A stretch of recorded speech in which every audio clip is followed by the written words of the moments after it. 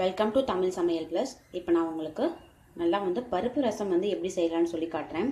இதுக்கு பருப்பு வேக வச்ச தண்ணியை எடுத்து வச்சுருக்கேன் கொஞ்சமாக. அடுத்து ஒரு நெல்லிக்காய் சைஸ் அளவுக்கு புளியை எடுத்து கரைச்சி வச்சுருக்கேன்.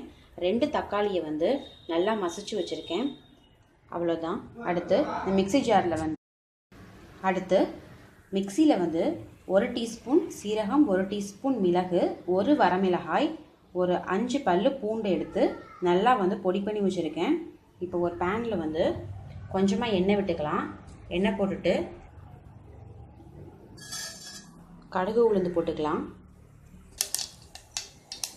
கடுகு வெடித்தோன்னே ஒரு வரமிளகாய், கொஞ்சமாக கருவேப்பிலை போட்டுக்கலாம். அடுத்து பொடி பண்ணி வச்சுருக்க பூண்டு அது எல்லாத்தையும் சேர்த்துடலாம். நல்லா கிளறி விட்டுக்கலாம்.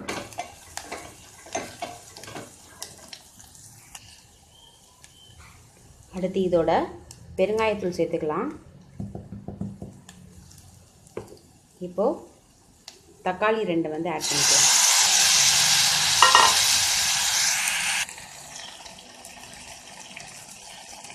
அடுத்து 1 டீஸ்பூன் போல் மஞ்சள் தூள் சேர்த்துக்கலாம். அடுத்து நம்ம எடுத்து வச்சுருக்க பருப்பு தண்ணியை சேர்த்துக்கலாம்.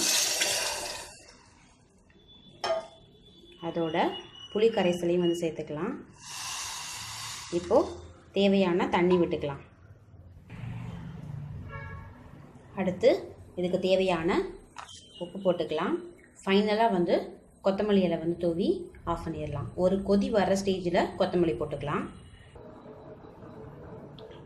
இப்போது இந்த ஸ்டேஜில் நம்ம கொத்தமல்லி இலையை ஃபுல்லாக போட்டுட்டு நம்ம அப்படியே மூடி வச்சிடலாம்.